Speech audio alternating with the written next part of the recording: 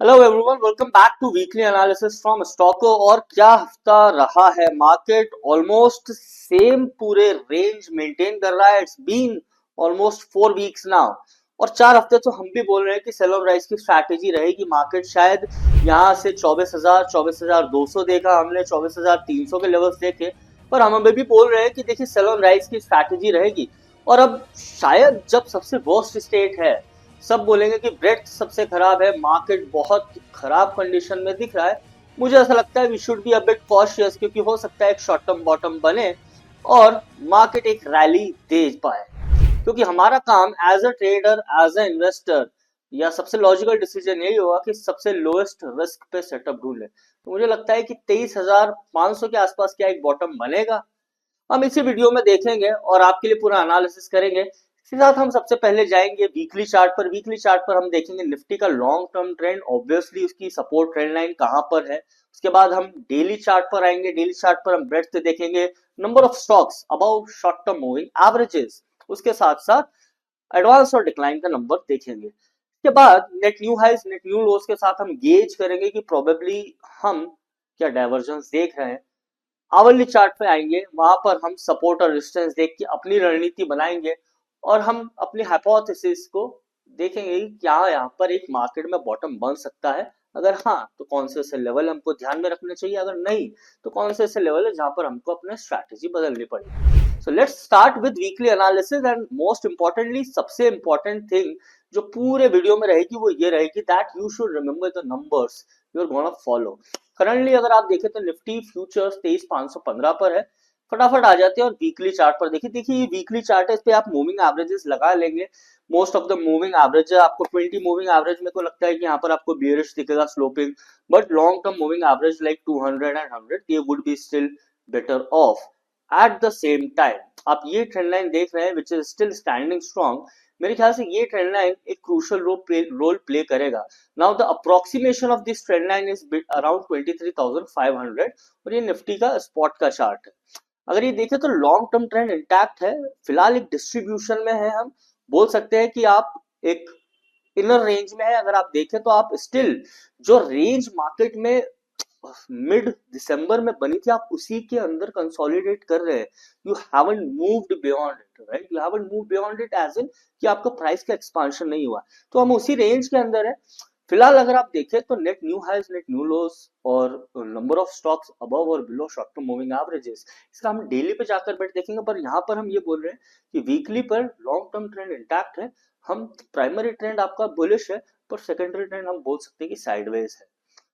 Daily chart पर आकर देखेंगे, विल ट्राई टू अंडरस्टैंड। देखिए ये डेली चार्ट है, एकदम नेगेटिव रीडिंग आई है। Net new highs, net new low में most of the stocks oversold state में गए हैं। इससे पहले भी हमने ये रीडिंग देखी है। Eight the same time number of stocks अपने मूविंग एवरेजेस, आई मीन ये नंबर इतना बेरिश हुआ है, इतना ओवरसोल्ड हो गया है मार्केट की अब सिर्फ और सिर्फ 20% ही ऐसे स्टॉक्स है जो अपने मूविंग एवरेजेस के ऊपर है। मतलब कि 80% यूनिवर्स अपने शॉर्ट टर्म मूविंग एवरेजेस, भले वो 10 20 50 हो, 10 और 20 स्पेसिफिकली उसके नीचे ही है।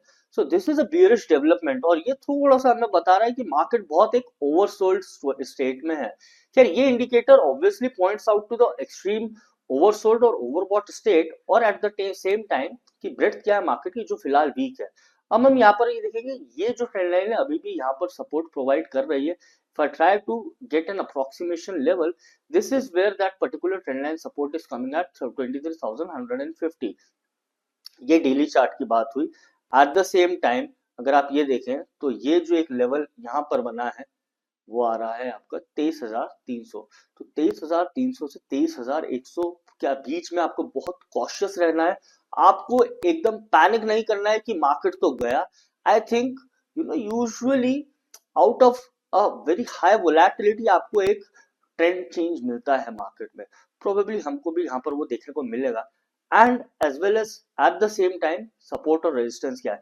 देखिए सबसे इंपॉर्टेंटली मैंने यहाँ पर बहुत कॉशियसली लिखा है स्ट्रैटेजी बायो इंडेक्स, लेकिन आपका जो लेवल है वो रहेगा 23,320 से 23,100।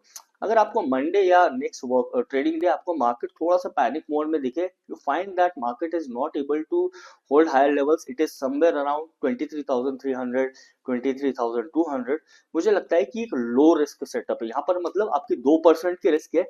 यहाँ से अगर मार्केट रिवर्स करा एंड अगर ये सिमिलर पैटर्न फॉलो करा तो वापस 24,000 और 24,100 के ऊपर मुझे लगता है अगर यहाँ से हम देखेंगे तो हो सकता है मार्च तक की एक रैली भी आ जाए टूवर्ड्स 26,000, बट ये 2% के रिस्क है and this 2% risk is worth. So I believe कि 23,300 से 23,100 के बीच में एक बॉटम बन सकता है, मार्केट वापस 24,000 और 24,000 के ऊपर obviously towards all time high जा सकता है।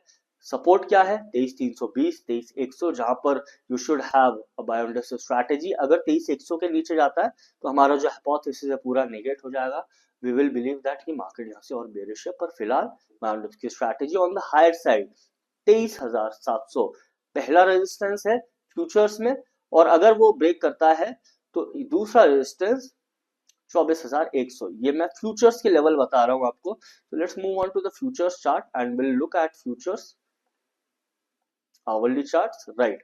तो ये है पहला रेजिस्टेंस 23,700 23,825, और ऑब्वियसली ये एक ट्रेंड लाइन का जो ब्रेकआउट है, अगर ये होता है, मैं इसको और थोड़ा सा डिसेंट कर देता हूं तो this one goes till this, तो इसलिए 23,700 से 23,850 एक इम्पोर्टेंट लेवल बन जाता है। अगर ये लेवल तोड़ता है मार्केट तो 24,250, and then obviously I have been very vocal about my targets if the trend reverses on the upside. तो ये तो हुई निफ्टी की बात। Same thing is bank Nifty. देखिए बैंक निफ्टी हमने लास्ट में बोला था ये एक ऐसा इंडेक्स है जो रेंज में है, और रेंज का इसने लास्ट वीक ब्रेकआउट दिया है। अब ये इंडेक्स पर्टिकुलरली अगर आप देखें on a higher very higher time frame, मैं इसका वीकली चार्ट आपको दिखाता हूं। ये इसका वीकली चार्ट है, और ये इसका मैंने आपको एक पिछले हफ्ते अगर बताया कि यहाँ से अगर टूटता है तो कहाँ तक जा सकता है। ये इसका वीकली चार्ट है। देखिए बहुत टाइम बाद इसमें ब्रेकडाउन हुआ है, और ये अगर आप कोई टेक्निकल एनालिसिस फॉलो करता है तो this is the pure distribution pattern जिसका ब्रेकडाउन हुआ है, और इतनी बड़ी गिरावट आई है 4.5 5% की। तो दैट मीन्स कि यहाँ पर ये ट्रेंड कंटिन्यूएशन हुआ है। ये जो एक पर्टिकुलर कैंडल थी मिड दिसंबर की, उसका कंटिन्यूएशन हुआ है। फिलहाल और कहा लोअर लेवल्स तक जा सकता है bank Nifty on a very higher time frame. हम बोल सकते हैं कि ट्रेंड उसका बुलिश नहीं है, it has reversed and it is going to be sideways to bearish my sentiment. तो there will be new leaders in the next bullish rally if there is any, और इफ इट कम्स। तो कौन कौन से ऐसे levels हमको जो ध्यान में रखने पड़ेंगे, सबसे पहले डेली चार्ट पर आ जाइए। ये ब्रेकडाउन का क्लियर एक सिग्नल है। ऑन द डाउन साइड कहां पर सपोर्ट है, मुझे लगता है बैंक निफ्टी वो जो जून पहले हफ्ते का लेवल्स था वो सब टेस्ट कर सकती है अमिड हाइटन्ड वोलैटिलिटी। तो सपोर्ट और रेजिस्टेंस क्या है, आई थिंक सबसे पहला जो सपोर्ट है बैंक निफ्टी के लिए दैट इज एट अराउंड 48,560, जो इमीडिएट सपोर्ट रहेगा। अगर ये ब्रेक करता है तो we are in for a deeper cut, that is 47,200, so another 2-3% correction from that level. At the same time, where are the resistances which we can obviously state as कि यहाँ पर हमको सेलिंग प्रेशर देखने को मिल सकता है, and that is at around 49,827, that is approximate 49,800 to 49,900, और दूसरा रेजिस्टेंस जो है वो 50,320 का रहेगा। तो ये दो लेवल आपको ध्यान में रखना है, और ये लेवल ऑलमोस्ट बैंक निफ्टी ने अब देखिए 8 महीने बाद 7 महीने बाद तो तोड़े ही है। ऑब्वियसली ये लेवल कब से सस्टेन हो रहे थे, ये लेवल लास्ट अप्रैल मई से सस्टेन हो रहे थे। जून में जब ये जून में जब ब्रेकआउट आया था तो जून के बाद मई के बाद पूरा अगस्त, then you retested the same level in November December, and then probably January there was a breakdown. Almost 6 महीने के बाद अगर किसी चीज में ब्रेकडाउन आ रहा है तो वो इसलिए इंपॉर्टेंट लेवल बन जाता है। तो यहाँ पर अगर सेलिंग प्रेशर आए तो आप मानकर चलिए, इसमें फिलहाल तो मैं सेल ऑन राइज की स्ट्रैटेजी दूंगा। एट द सेम टाइम हम निफ्टी में बाय ऑन डिप्स की दे रहे हैं, इसलिए इसमें मैंने कोई स्ट्रैटेजी नहीं रखी है। आप बैंक निफ्टी को अवॉइड भी कर सकते हैं या साइडवेज चलेगा। It is for now like in a very broad range. फटाफट हम दूसरे डेटा पॉइंट पर आ जाते हैं, और ऐसे डेटा पॉइंट क्या है जिनको हमको ध्यान में रखना है। देखिए सबसे पहले एफआईआई और डीआईआई का डेटा। एफआईआई इसने जितना दिसंबर में बेचा था वो अभी तक के बेच चुका है, मतलब it's been just 10 days into January and the new year. दिसंबर में they have net negative at around 17,000 ना, तो वो जनवरी में कर कर बैठ चुके हैं. They have been net negative in January itself. And आज का जो डेटा आएगा वो भी मेरे ख्याल से काफी नेगेटिव ही रहेगा, given the kind of selling pressure which we have seen on the last day of the week. Secondly, December में they have been net negative and January में they continue to be negative. Probably they might come later when we are near 26,500. At the same time ये long built up short built up का वो है. अब देखिए most of the 230 40 scripts 235 scripts 157 में short built up है. We are at a very extreme oversold zones in terms of open interest and PCR reading as well. Long built up सिर्फ 27 में, और वो भी IT में आप देखिए और select few stocks में आया. That is also because of the result by the TCS and we have gained some traction into IT sector. Short covering आई है विप्रो में, बहुत अच्छा कैंडिडेट लग रहा है यहाँ पे. विप्रो में एक शॉर्ट कवरिंग आई है, it has regained the control from यहाँ से. अगर हम विप्रो में देखेंगे तो अपसाइड पोटेंशियल भी बनता है. तो IT sector specifically is one where you are gonna see some traction. At the same time बहुत select stocks रहेंगे like count on one hand or two hand जहाँ पर आपको मोमेंटम देखने को मिलेगा amid this extreme bearish sentiment और oversold state of market we are in.